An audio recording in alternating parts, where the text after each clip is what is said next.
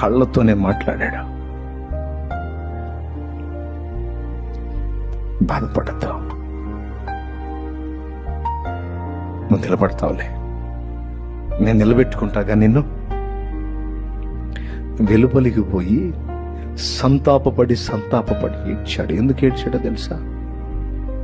నాలాంటి నీచుడు నా ప్రభువును ప్రేమిస్తుంది, నాలాంటి వంచకుండా ప్రభువును ప్రేమిస్తుంది, నాలాంటి వ్యక్తి నా ప్రభువును కనికరించింది. నీ పేరెత్తటాన్ని కూడా అర్హుడిని కానయ్యా నేను నీచు, నేను ద్రోహిని ప్రభు. నీతో తిన్నాను, నీతో పడుకున్నాను, నీతో కలిసి నడిచాను, నీతో కలిసి తిరిగాను, నువ్వు చేసే అద్భుతాలు కళ్ళారా చూశాను, నీ నోట నుండి వెలువడే జీవవాక్కులు చెవులారా విన్నాను. కొన్ని గంటలకు ముందే నీకు వాగ్దానం చేశాను, మాట ఇచ్చాను, ప్రామిస్ చేశాను, కానీ నిలుపుకోలేను.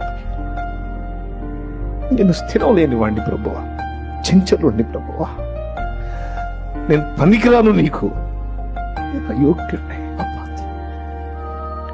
అని పసిబిడ్డలాగా సంతాపపడి ఏడ్చాడు.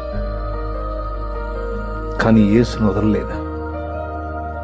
దేవుణ్ణే క్షమాపణ వేడుకున్నాడు, దేవుని వైపే మళ్ళుకున్నాడు.